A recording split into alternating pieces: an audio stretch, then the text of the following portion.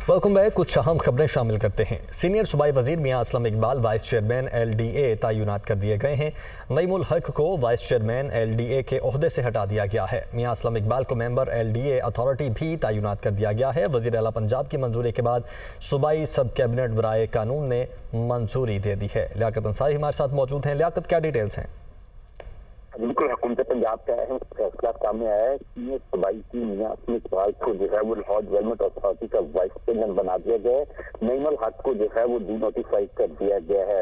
मियां असलम इकबाल को standing committee of cabinet बराए कानून की जो है फैसले की मंजूरी की रोशनी में जो है LDA का जो बोर्ड है उसका मेंबर नामजद किया गया और बाद उनको वाइस चेयरमैन LDA तैनात कर दिया गया। वज़ीर आला पंजाब की मंजूरी के बाद जो है इस संबंध में बाकायदा वज़ारत हाउसिंग ने जो है वो नोटिफिकेशन जारी कर दी है कि यूं मियां असलम इकबाल जो कि सीनियर सूबाई वज़ीर है, वज़ीर हाउसिंग एंड तजारत के साथ साथ अब वो वाइस चेयरमैन LDA के तौर पर भी अपने फराइज पर अंजाम देंगे।